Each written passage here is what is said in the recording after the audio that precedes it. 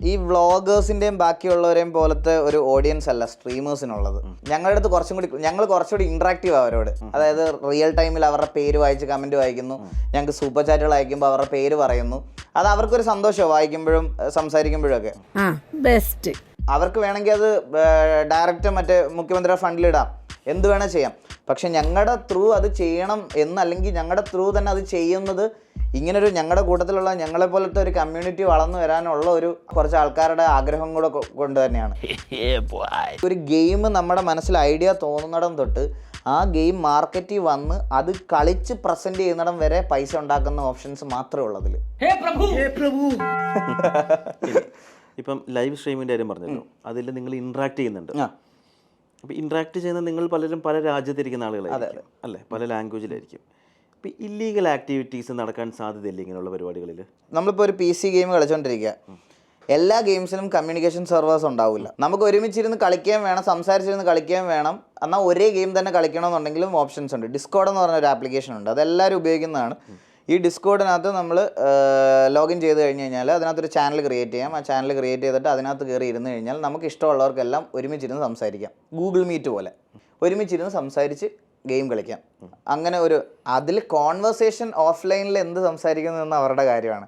അതിപ്പം ഞാൻ പറഞ്ഞല്ലോ ചേട്ടാ, ഇപ്പോൾ ഇൻസ്റ്റാഗ്രാമിൽ കേരളത്തിലിരിക്കുന്ന ഒരാൾ ദുബായിലുള്ള ഒരാളെ VPN ഇട്ട് കോൾ വിളിച്ച് സംസാരിച്ചാലും അവർ കമ്മ്യൂണിക്കേറ്റ് ചെയ്യുന്നത് എന്താണെന്ന് എങ്ങും റെക്കോർഡാവുന്നില്ല, ഡീകോഡ് ചെയ്യാൻ പറ്റത്തില്ല. അതുപോലെ ഗെയിം അങ്ങനത്തെ ഒരു രീതിയിൽ ഉപയോഗിക്കുമോ എന്ന് എനിക്ക് അറിഞ്ഞൂടാ. പക്ഷേ അതിന് ഗെയിം ഓപ്പൺ ചെയ്യണം എന്നില്ല, അതിന് ഡിസ്കോഡ് എന്ന് പറയുന്ന ഒരു ആപ്ലിക്കേഷൻ മാത്രം മതി. ലോകത്ത് എവിടെ നിന്ന് എവിടെ വേണമെങ്കിലും കമ്മ്യൂണിക്കേറ്റ് ചെയ്യാം. നിങ്ങളൊരു മുറിക്കകത്തിരുന്നിട്ടാണ് ലൈറ്റൊക്കെ സെറ്റ് ചെയ്ത് എല്ലാവരും കളിക്കുന്നത്.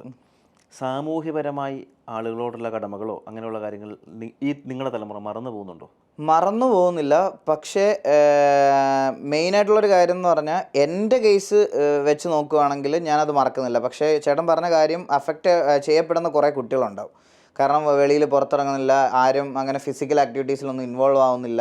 അങ്ങനത്തെ കുറച്ച് കാര്യങ്ങൾ മെയിൻലി നടക്കുന്നുണ്ട്. ഇപ്പം എൻ്റെ കാര്യത്തിൽ തന്നെ എനിക്ക് പറയാൻ പറ്റും, ഞാൻ ഒരു സമയം വരെ നല്ല ബോഡിയൊക്കെ ബിൽഡ് ചെയ്ത് നല്ല രീതിയിൽ പോയിക്കൊണ്ടിരുന്ന ആളാണ്. വൺസ് ഈ ഒരു പ്രൊഫഷനിൽ വന്നു കഴിഞ്ഞാൽ പിന്നെ ഇതുവരെ ഞാൻ കഴിഞ്ഞൊരു 4-5 വർഷമായിട്ട് ബ്രേക്ക്ഫാസ്റ്റ് കഴിച്ചിട്ടില്ല. വളരെ ചുരുക്കം ദിവസങ്ങളിൽ മാത്രം, വിരലിൽ എണ്ണാവുന്ന ദിവസങ്ങളിൽ മാത്രമേ ബ്രേക്ക്ഫാസ്റ്റ് കഴിച്ചിട്ടുള്ളൂ. അങ്ങനൊരു കൊതിയും തോന്നണില്ല, അതാണ് സത്യം. ശരിക്കും പറഞ്ഞു കഴിഞ്ഞാൽ രാവിലെ 4 മണി 5 മണിക്കൊക്കെയാണ് കിടക്കുന്നത്. സ്ട്രീംസും എൻ്റെ ജോലിയെല്ലാം കഴിഞ്ഞിട്ട് ഞാൻ ഈ പറഞ്ഞ പോലെ 4 മണി 5 മണിക്ക് കിടക്കും. ഉച്ച കഴിഞ്ഞിട്ട് എണീക്കുന്നു. ഉച്ചയ്ക്കത്തെ ഫുഡായിരിക്കും ആദ്യം കഴിക്കുന്നത്. അങ്ങനെയാണ് എൻ്റെ ഡേ തുടങ്ങുന്നത് പോലും. അപ്പോൾ ആ ഒരു റൂട്ടീനിൽ ഇങ്ങനെ പൊയ്ക്കൊണ്ടിരിക്കുക. ചേട്ടൻ ചോദിച്ച ചോദ്യത്തിനുള്ള ഉത്തരം എന്ന് പറഞ്ഞാൽ നമുക്ക് കുറച്ച് ഇൻട്രാക്ഷൻ കുറയും. ഒബ്വിയസ്ലി പബ്ലിക്കായിട്ടുള്ളതും വീട്ടുകാരായിട്ടുള്ളതും എല്ലാം ഇൻട്രാക്ഷൻസും നന്നായിട്ട് കുറയും ഈ ഒരു സാധനത്തിൽ വന്നു കഴിഞ്ഞാൽ. അത് when it comes to a professional gaming streamer എന്നുള്ള രീതിയിലോട്ടുകൂടെ വരുവാണെങ്കിൽ ഉറപ്പായിട്ടും കുറയും. കാരണം ഞാൻ പറഞ്ഞല്ലോ ചേട്ടാ, നമുക്കിപ്പം ഒരു ഗെയിം കളിച്ച് തീർക്കുക അല്ലെങ്കിൽ നമുക്കൊരു ദിവസം കിട്ടുന്ന ടാസ്ക് തീർക്കുക എന്ന് പറയണത് നമുക്കൊരു ഫിക്സഡ് ടൈമിൽ തീർക്കാൻ പറ്റത്തില്ല. ചില ദിവസം അത് ഒരുപാട് ടൈം എടുക്കും, ചില ദിവസം ഒരുപാട് നമ്മൾ വിചാരിക്കുന്നിടത്ത സമയത്ത് തീരത്തില്ല. ഇത് ശരിക്കും നമ്മുടേതായിട്ടുള്ളൊരു എഫേർട്ടും ഇതും ഭയങ്കരമായിട്ട് വേണ്ടുന്നൊരു കാര്യമാണ്. അപ്പം നമ്മളിപ്പം ഫാമിലിയുടെ കൂടെ പുറത്ത് പോവുക എന്നുള്ളൊരു പ്ലാൻ 9 മണിക്ക് വെച്ചിട്ടുണ്ടെങ്കിൽ, ഞാനൊരു 7 മണിക്ക് ഒരു പരിപാടി തുടങ്ങിയിട്ടുണ്ടെങ്കിൽ, 7 മണിക്ക് ഒരു മാച്ചോ അങ്ങനെ അല്ലെങ്കിൽ എന്തെങ്കിലും ഗെയിം തുടങ്ങിയിട്ടുണ്ടെങ്കിൽ ഞാൻ ചിലപ്പോൾ എനിക്ക് 9 മണിക്ക് തീർക്കാൻ പറ്റിയെന്ന് വരത്തില്ല.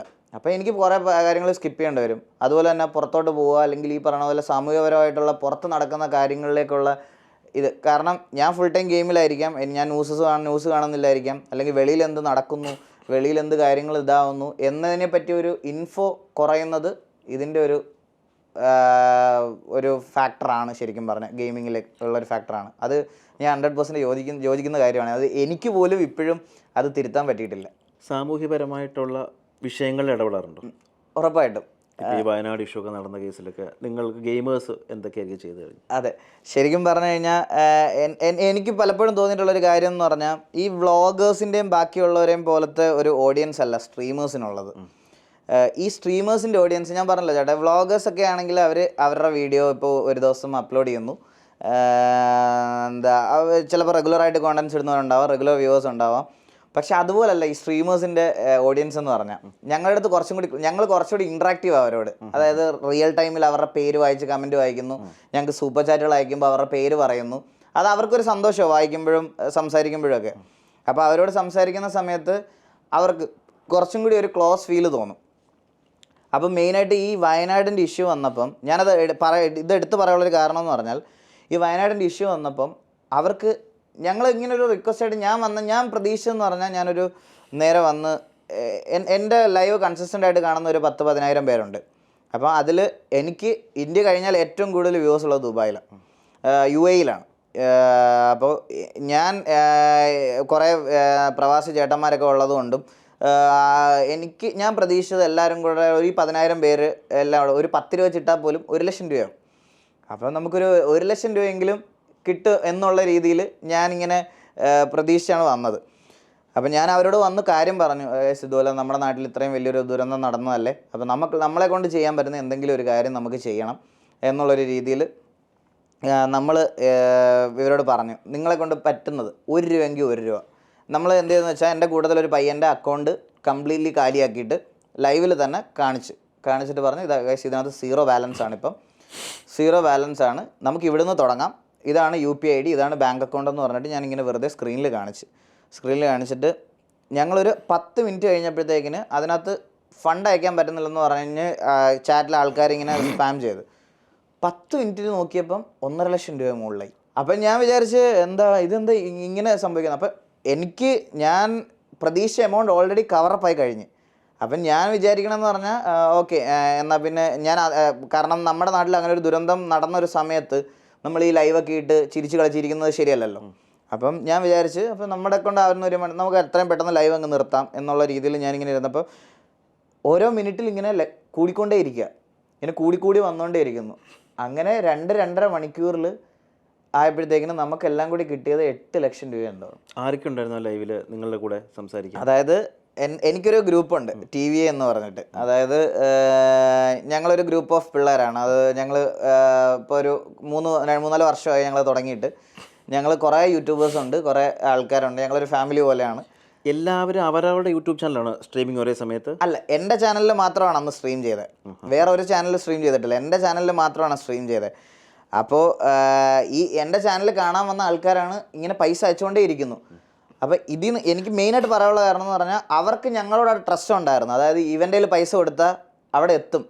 കാരണം ഞങ്ങളോട് എൻ്റെ ഓഡിയൻസിന് ഞങ്ങളോട്, അല്ലെങ്കിൽ ഞങ്ങളുടെ ഓഡിയൻസിന് ഞങ്ങളോടുള്ള ഒരു ഡീപ്പ് അഫെക്ഷൻ ഉണ്ട് അവിടെ. അത് ശരിക്കും ഇവിടെ റിഫ്ലക്റ്റ് ചെയ്തൊരു ഇൻസിഡൻ്റായി വയനാടിൻ്റെ. അവർക്ക് വിശ്വാസമുണ്ട്, ഇത് എൻ്റെ തന്ന അല്ലെങ്കിൽ എന്നെ ഏൽപ്പിച്ചാൽ ഇത് അവിടെ എത്തും എന്ന് ഉറപ്പുണ്ട് അവർക്ക്. അതുകൊണ്ടാണ് അവർക്ക് വേണമെങ്കിൽ അത് ഡയറക്റ്റ് മറ്റേ മുഖ്യമന്ത്രിയുടെ ഫണ്ടിലിടാം, എന്ത് വേണേൽ ചെയ്യാം. പക്ഷെ ഞങ്ങളുടെ ത്രൂ അത് ചെയ്യണം അല്ലെങ്കിൽ ഞങ്ങളുടെ ത്രൂ തന്നെ അത് ചെയ്യുന്നത് ഇങ്ങനൊരു ഞങ്ങളുടെ കൂട്ടത്തിലുള്ള ഞങ്ങളെപ്പോലത്തെ ഒരു കമ്മ്യൂണിറ്റി വളർന്നു വരാനുള്ള ഒരു ഈ ഗ്രൂപ്പ് ഓഫ് കുറച്ച് ആൾക്കാരുടെ ആഗ്രഹം കൂടെ കൊണ്ട് തന്നെയാണ്. അവർക്ക് ആ വിശ്വാസം ഞങ്ങളിലുണ്ട്, ഞങ്ങളിത് കറക്റ്റായിട്ട് അവരിൽ എത്തിക്കും എന്നുള്ളത്. അതുകൊണ്ട് തന്നെയാണ് ഞങ്ങൾ ഏകദേശം ഈ പറഞ്ഞ പോലെ ആ ഒരു ദിവസം കഴിഞ്ഞപ്പോൾ തന്നെ 8,00,000 രൂപ. പിന്നെ നമുക്ക് അത് കൂടാതെ കുറച്ച് സ്ട്രീമേഴ്സ് ആയിട്ടുള്ള പയ്യന്മാർ അവരുടെ സ്വന്തം ചാനലിൽ സ്ട്രീം ചെയ്ത പൈസയും പിന്നെ നമ്മുടെ കയ്യിൽ നിന്ന് കിട്ടിയ പൈസ എല്ലാം കൂടെ ചേർത്ത് 9,50,000 രൂപയാണ് നമ്മൾ ടോട്ടൽ കൊടുത്തത്, CMൻ്റെ ഫണ്ടിലേക്ക് നമ്മൾ കൊടുത്തത്. അപ്പം പുള്ളിയുടെ നമ്മൾ ആദ്യം ശരിക്കും പറഞ്ഞു കഴിഞ്ഞാൽ ഇത് നേരിട്ട് ഞാൻ വിചാരിച്ചെന്ന് പറഞ്ഞാൽ ഒരു 1,00,000 രൂപയുടെ അഡീഷണൽ ആഡ് ചെയ്തിട്ട് നമ്മൾ ആർക്കെങ്കിലും ഒരു ഫാമിലിക്ക് വീട് വെച്ച് കൊടുക്കാം എന്നുള്ളൊരു രീതിയിലായിരുന്നു പ്ലാൻ ചെയ്തത്. അപ്പം ആ സമയത്താണ് ഈ നമ്മുടെ മുഖ്യമന്ത്രിയുടെ ഫണ്ടിൻ്റെ മറ്റേ അഖിൽമാരാറിൻ്റെ ഇഷ്യൂവും അതും ഇതൊക്കെ നടക്കണത്.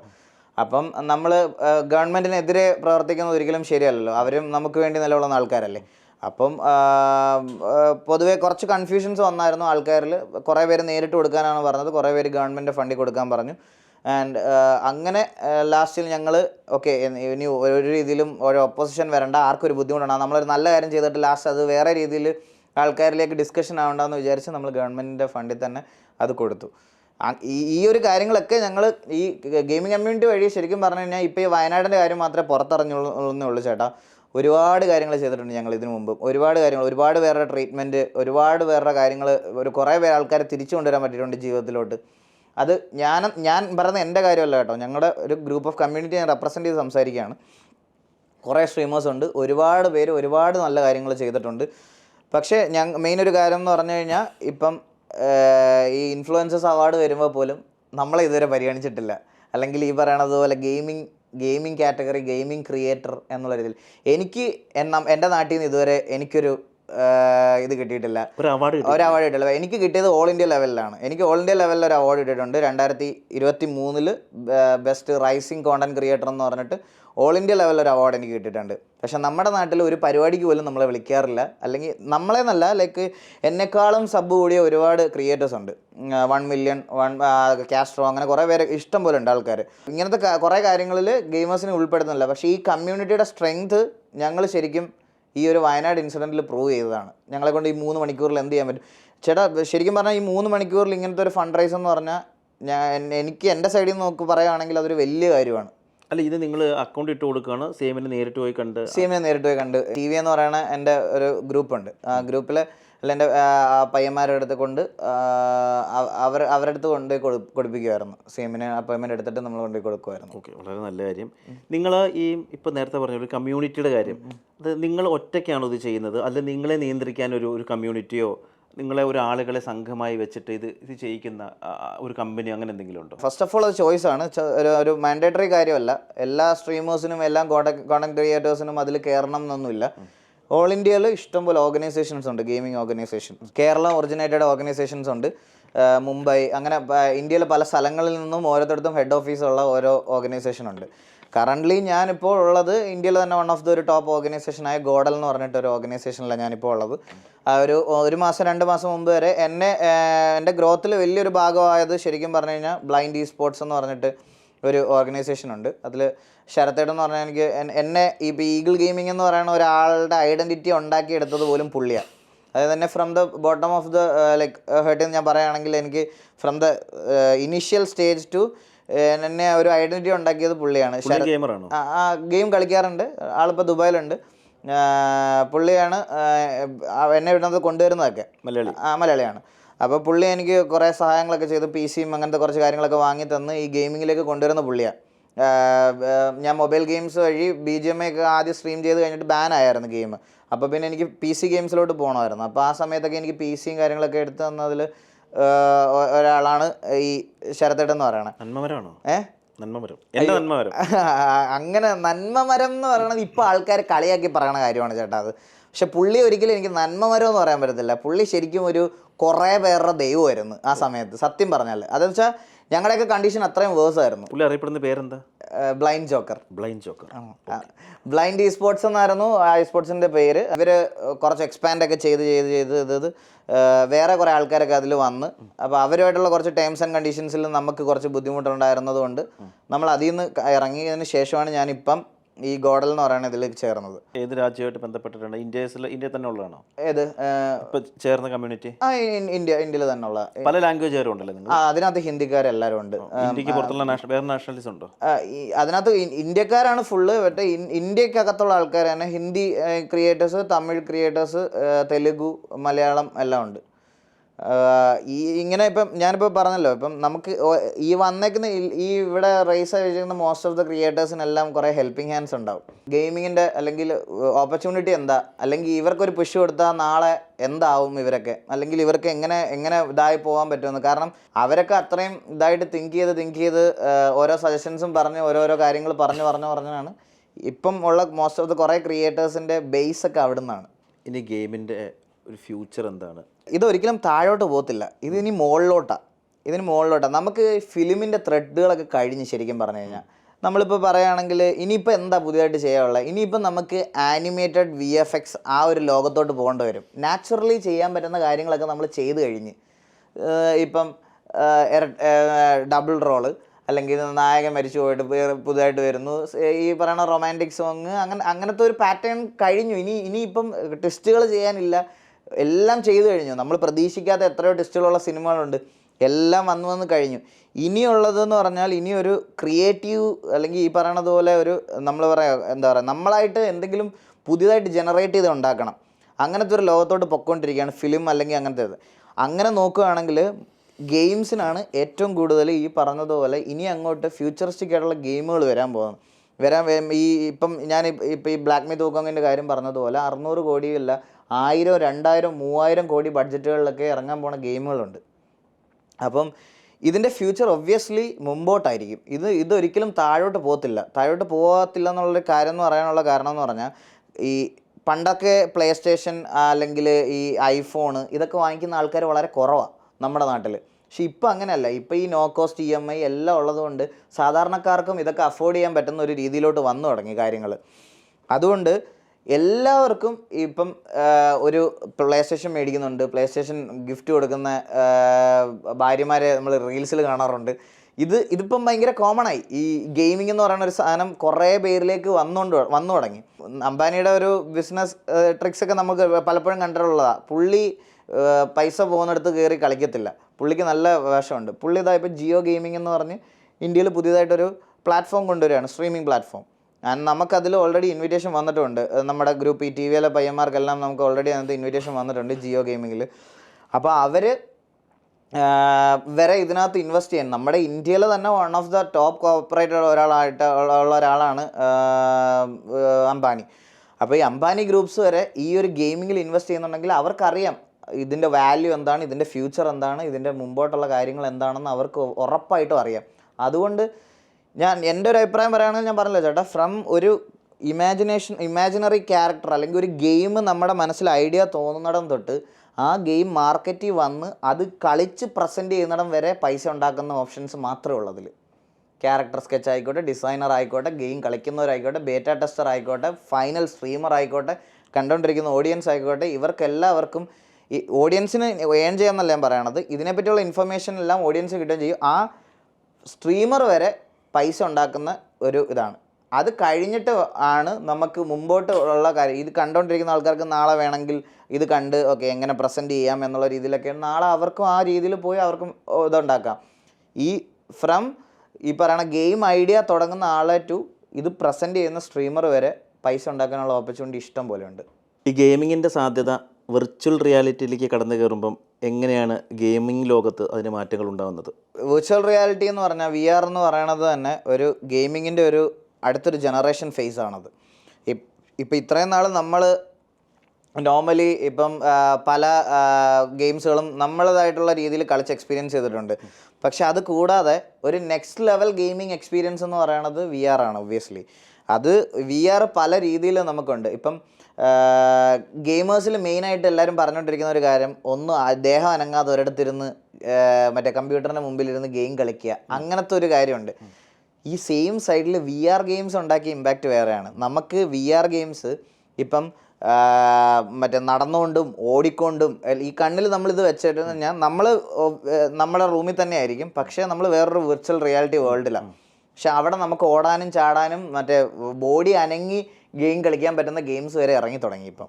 അപ്പോൾ നമുക്ക് ഇതിനൊരു എക്യുപ്മെൻ്റ് ഉണ്ട്, ഞാൻ അതിൻ്റെ പേര് മറന്നുപോയി. ഈ VR കളിക്കുന്ന ഒരു എക്യുപ്മെൻ്റ് ഉണ്ട്. അത് നമുക്ക് മറ്റേ വീട്ടിലെ ട്രെഡ്മിൽ പോലൊരു സാധനമാണ് അതിൻ്റെ സർഫസ്.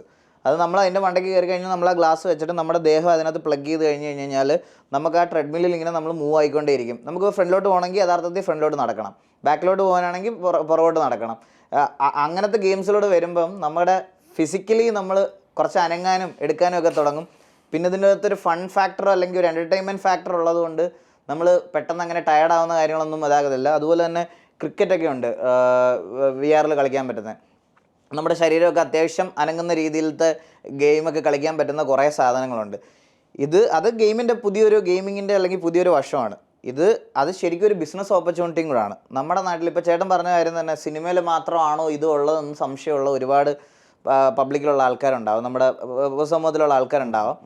അവർക്കിതൊക്കെ എക്സ്പീരിയൻസ് ചെയ്യണമെന്നുണ്ടെങ്കിൽ ഇതൊരു ബിസിനസ് സ്ഥാപനമായിട്ട് നമുക്ക് തുടങ്ങാം. ഇതിനൊന്നും വലിയ ചിലവുകൾ അത്രയ്ക്ക് വലിയ ചിലവുകളൊന്നും ഇല്ല ചേട്ടാ.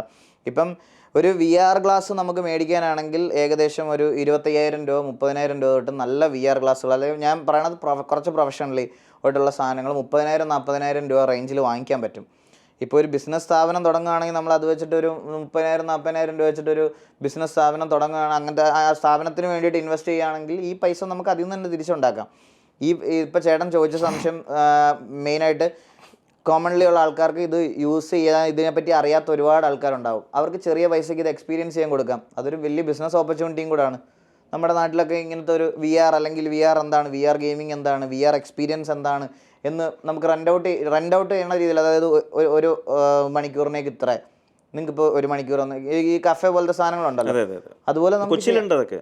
അത് നമുക്ക് ചെയ്യാൻ പറ്റുന്ന നല്ലൊരു കാര്യമാണ്. അതിപ്പോൾ ഞാൻ പറയുന്നത് കൊച്ചിയിലുണ്ട്, നമ്മുടേതായിട്ടുള്ള നാട്ടിൽ നമുക്ക് വേണമെങ്കിൽ തുടങ്ങാനുള്ള ബിസിനസ് ഓപ്പർച്യൂണിറ്റീസാണ് ഈ പറയുന്നത്.